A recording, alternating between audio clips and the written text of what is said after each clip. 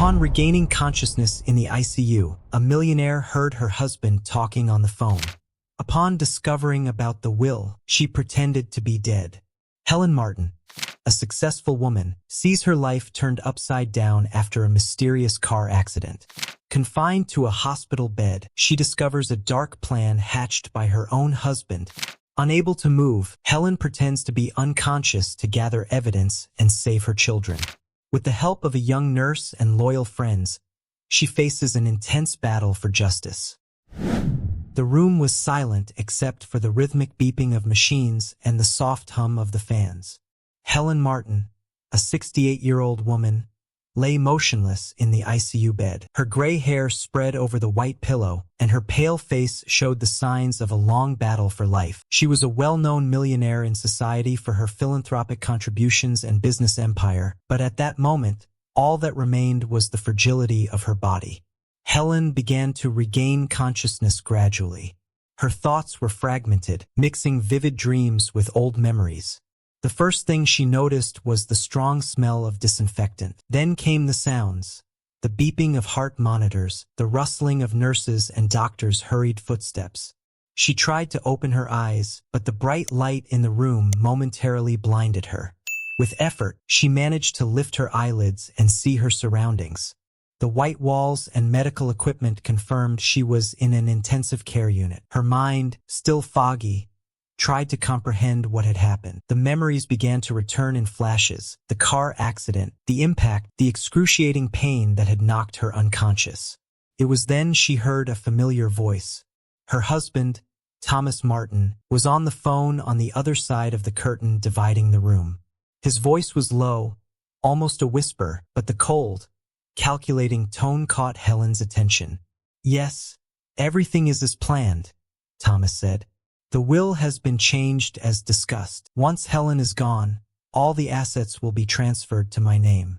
The boys will be sent to boarding school as we agreed. There's nothing more to worry about." Helen felt a chill run down her spine.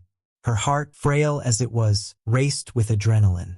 She tried to move, but every muscle in her body protested in pain. The idea that her husband was plotting against her, that her own children would be taken away from her, was almost unbearable. Determined to gather more information, Helen closed her eyes again and pretended to be unconscious. She knew she needed to stay calm and collect all possible evidence to face what was coming. Meanwhile, her mind went back to the day of the accident. She was returning from a business meeting when the car skidded on the wet road. The images were blurry, but Helen remembered seeing something that made her suspicious: Thomas's satisfied look when he first visited her in the hospital. With her eyes still closed, Helen heard Thomas hang up the phone and leave the room.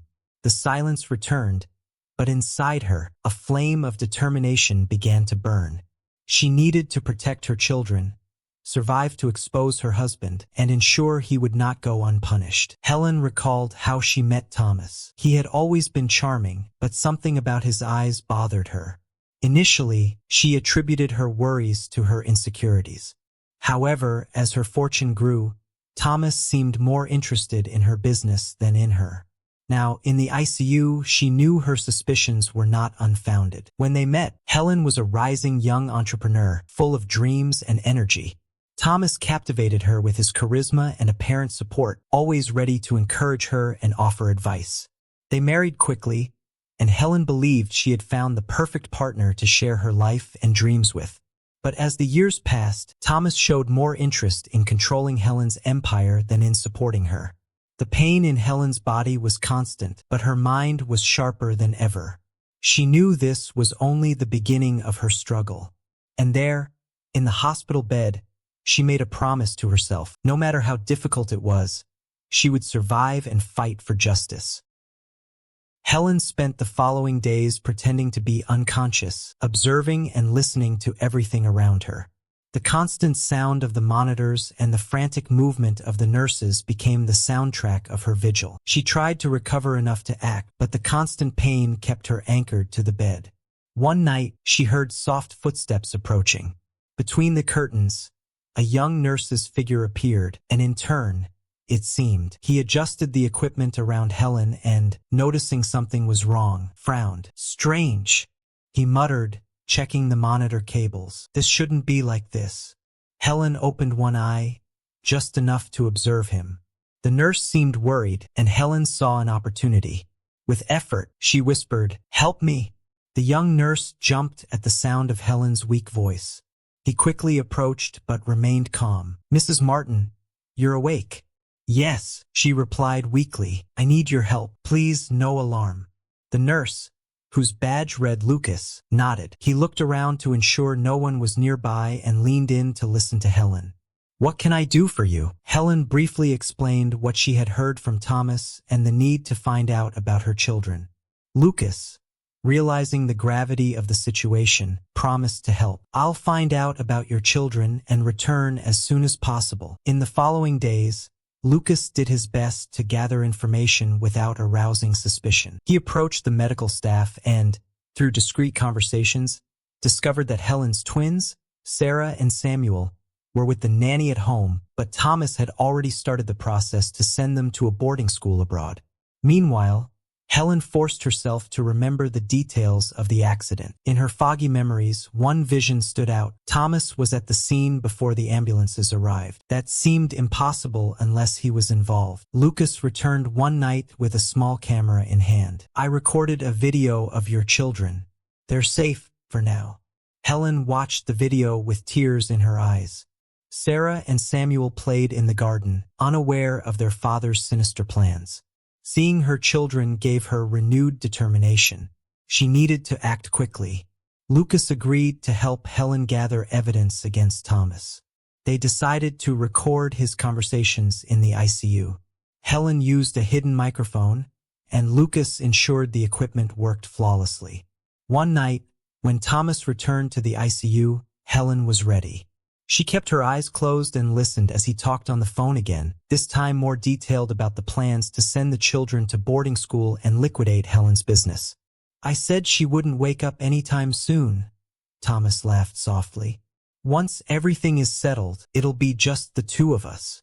Helen recorded everything. With each word he spoke, her anger and determination grew. Now she had enough evidence to confront him and stop his plans. The next morning, Lucas brought a breakfast tray and sat beside Helen's bed. "You need to eat to regain your strength, Helen. We have a lot of work ahead." Helen smiled, grateful for Lucas's concern. "Thank you, Lucas. You've been an angel to me. I don't know how I can repay everything you're doing." Lucas shook his head. "Don't worry about that now. We're in this together, and we'll get through it all." With Lucas's support, Helen began planning her next steps. She knew she needed a trustworthy lawyer and decided to contact Mark Thompson, a longtime friend who had always supported her in tough times. Lucas got a phone for Helen, and she called Mark. "Mark, I need your help. I'm in the hospital and discovered that Thomas is plotting against me. I have recordings that prove it. Can you come here?" Mark, shocked to hear Helen's voice, replied, "Helen, of course. I'll come. I'll be there as soon as possible." In the days that followed, Helen focused on recovering and strengthening her mind. She knew a long battle was ahead, but she was determined to protect her children and expose Thomas. The plan was in motion, and Helen felt renewed hope. She knew she needed to act quickly to save her children and expose Thomas. Lucas's presence by her side was a comfort. He had become a reliable ally and, most importantly, someone she could trust. Lucas obtained a laptop, and together they watched the recording of Thomas's conversations. The evidence was clear and incriminating. Helen knew she needed more than just recordings to bring down Thomas. She needed legal support and someone who could bring this evidence to the authorities. Helen made a request to Lucas. "I need you to deliver these recordings to my lawyer, Mark Thompson. He'll know what to do. And please, find out anything about the accident. I'm sure Thomas is involved." Lucas agreed and, under cover of night, managed to leave the hospital with the recordings. He went to Mark's office and explained the situation. The lawyer, shocked by the recordings, said, "This is enough to start an investigation.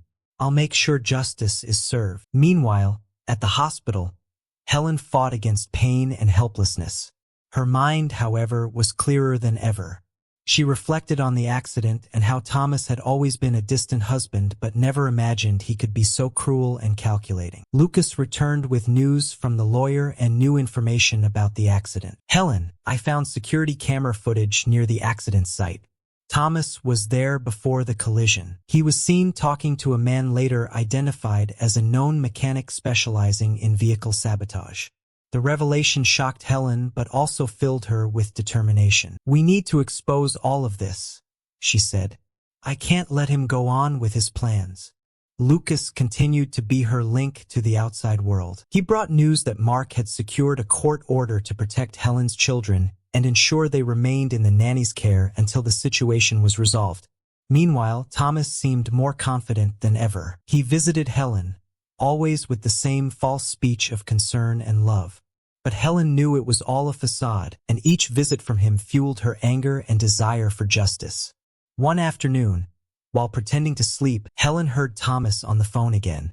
This time, he spoke about a significant upcoming business event. It was evident he was preparing to take full control of Helen's business. He mentioned a name Helen recognized, a former business rival, Richard Caldwell. Caldwell's involvement explained many things, including why Thomas was so desperate to get rid of her. Helen decided it was time to take more drastic action. With Lucas's help, she asked the ICU doctor, Dr. Green, to allow her personal assistant, Jenny, to access the recordings and documents needed to initiate legal action against Thomas. Dr. Green, a man of principle and empathy, saw the seriousness in Helen's expression and agreed to help her. He arranged a discreet meeting with Jenny at the hospital. Helen, with effort, explained the situation to Jenny, who immediately offered to help. We'll protect you and your children, Helen, Jenny promised. We'll expose Thomas and ensure he pays for all this. Lucas began spending more time with Helen, sharing stories about his life before working at the hospital. He was a young nurse who dreamed of making a difference in people's lives, and he found in Helen a cause to fight for.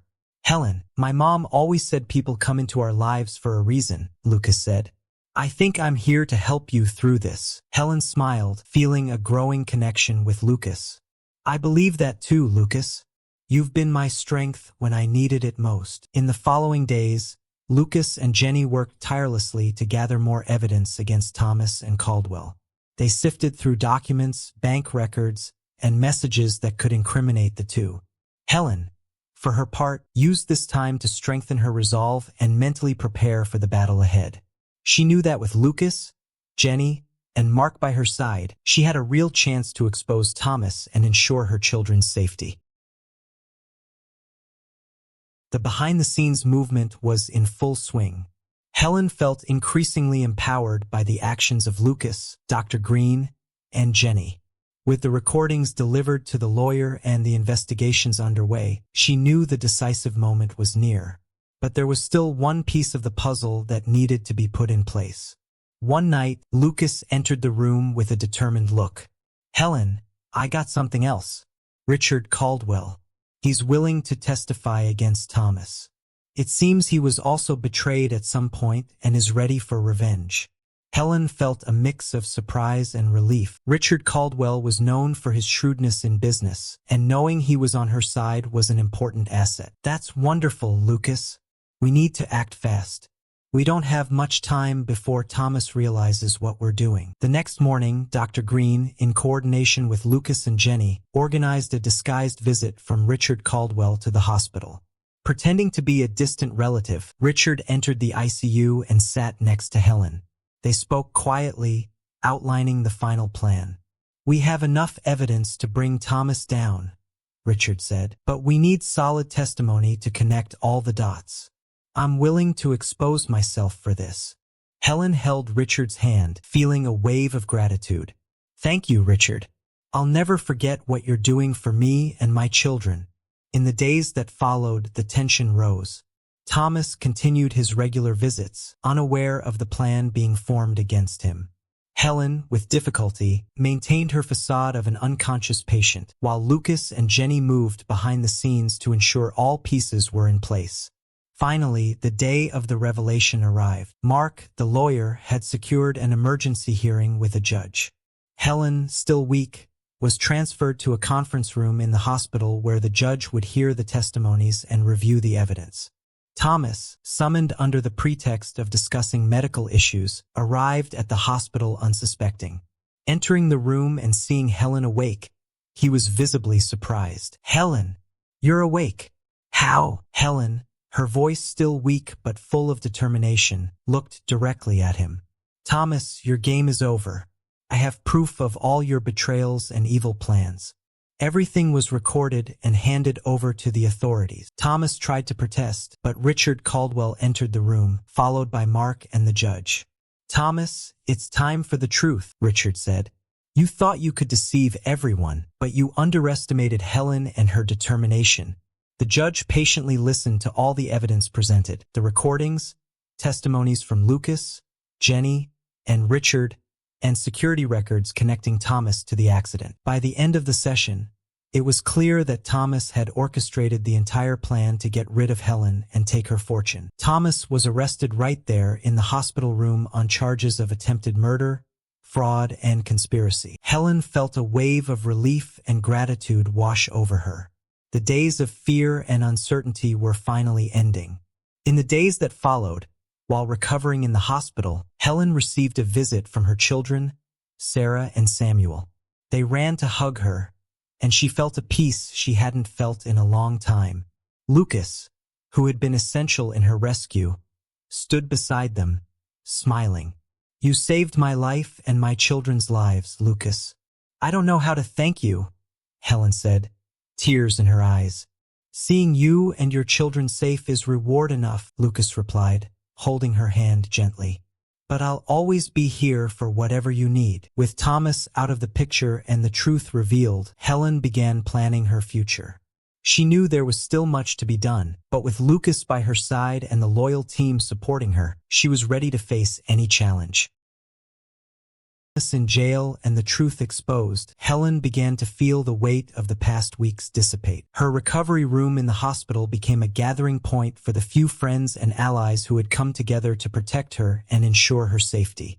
Dr. Green entered the room with a serene smile. "Helen, your recovery is progressing well, but we need to make sure you have enough time to rest and fully recover." Helen nodded, grateful for the continued support from the doctor. "Thank you, Dr. Green. I don't know what I would have done without you and Lucas." Lucas, standing by Helen's bed, smiled shyly. "It was a team effort. We're all here to make sure you and your children are safe." The safety of Sarah and Samuel was Helen's primary concern. With Mark's help, she secured a court order keeping Thomas away from the children and ensuring he had no access to the family's assets. However, there was one more obstacle to overcome.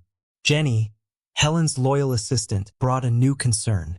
"Helen, I found something in the financial documents Thomas tried to hide. He was diverting funds to an offshore account." Helen was surprised but also determined. "We need to track those funds and make sure they're recovered. I won't allow him to steal anything more from our family." Mark, the lawyer, worked tirelessly to trace the diverted funds. After days of intense investigation, he discovered that the offshore account was linked to a money laundering network involving several other corrupt individuals. Then came the third twist. During the investigation, Mark discovered that one of Thomas's accomplices was a familiar name, Richard Caldwell. Richard, who seemed to be a reliable ally, was actually using the situation to get revenge on Thomas while also enriching himself at Helen's expense. Helen was devastated to learn of Richard's betrayal. "I trusted him," she said, tears in her eyes. "He seemed genuine." Lucas held her hand, offering comfort. "Helen, will sort this out. We still have evidence against Thomas, and now we know who else is involved. We can expose them all." Helen gathered her strength and, together with her team, devised a plan to expose Richard and the other accomplices. Mark organized a meeting with federal authorities, handing over all the evidence collected. The operation was successful. Richard and the other accomplices were arrested, and the diverted funds were recovered and returned to Helen's account. The sense of relief and gratitude was palpable. During this time, Helen and Lucas developed a close relationship. He became not just a reliable ally but also an intimate friend. They shared long conversations during his visits, and Helen felt a comfort and security she hadn't felt in a long time. One night, while the children slept and the hospital was quiet, Lucas entered Helen's room with a gift. "For you," he said, handing her a photo album. Helen opened the album and found recent photos of Sarah and Samuel playing, smiling, and having fun. Tears of joy filled her eyes. "Lucas, this is wonderful. Thank you so much. I wanted you to have something to remember these precious moments. You've been through so much, and you deserve all the happiness in the world." Helen smiled, feeling a wave of gratitude and love. "You've become an important part of our lives, Lucas. I don't know what I would have done without you." Lucas blushed slightly. "I'm grateful to have found you all, Helen. Let's keep going, facing whatever comes our way." With Thomas and Richard out of the picture and the funds recovered, Helen began planning a safe and happy future for her family. She knew there was still much to do, but with Lucas by her side and the loyal team supporting her, she was confident she could overcome any challenge. Passed since Thomas and Richard were imprisoned. Helen's life slowly returned to normal, or at least to a new normal. The physical scars from the accident were still visible, but the emotional ones were beginning to heal. With her team's support and Lucas's constant presence, Helen felt stronger than ever. Helen decided to take a break from business to focus more on her recovery and raising her children. Sarah and Samuel, now 3 years old, were the light of her life and motivated her to keep going. They had been through tough times, but the children's resilience and joy constantly reminded them of what really mattered. Lucas became a father figure to the twins. He took them to the park, helped with chores, and was always present. Helen watched with gratitude and growing love the bond forming between Lucas and her children. One day, while they were all in the garden, Helen felt it was time for an important conversation. "Lucas, can we talk?" Helen asked, watching the twins play on the grass. "Of course, Helen. What is it?" Lucas replied, sitting beside her. Helen took a deep breath before speaking. "Lucas, you've been a pillar of strength for me and the children. I don't know how to express all my gratitude, but there's something I need to tell you." Lucas looked at her with curiosity and concern. "You can say it, Helen. Since you came into our lives, everything has changed for the better. You brought hope, security, and a lot of love. I know I'm still recovering, but I feel ready to take a new step." Lucas held Helen's hand. "Helen, you and the children have become my family. I would do anything for you." Helen smiled, feeling a wave of emotion. "Lucas, I feel the same way. I want you to know that my love and gratitude for you go beyond friendship. I want us to be a family, for real. I want you to stay with us, not just as a friend, but as a partner." Lucas was silent for a moment, absorbing Helen's words. He then smiled, pulling her into a hug. "Helen, I love you. I love you and the children. I want to be by your side forever." The following days were spent preparing and celebrating. Helen and Lucas decided to formalize their union in an intimate ceremony with close friends and family. Their happiness was contagious, and everyone who attended the event felt a renewed hope for a bright future. On the morning of the wedding, Helen looked in the mirror, dressed in white, and felt a deep peace. Beside her, Sarah and Samuel looked adorable in their formal clothes. Lucas, elegantly dressed, waited for her at the altar, with a smile that lit up his face. The ceremony was simple but filled with emotion. When Helen and Lucas exchanged vows, there wasn't a dry eye among the attendees. Helen felt she had finally found the peace and contentment she had been seeking. Looking at her children and Lucas, she knew all the challenges she had faced had been worth it. Time passed, and Helen's new family flourished. She gradually resumed her role in the business, now with Lucas by her side as a partner not only in life but also in ventures. Together, they created a safe and loving environment for Sarah and Samuel, who grew up surrounded by love and support. Helen's story, marked by betrayal, struggle, and overcoming, turned into a journey of resilience and love.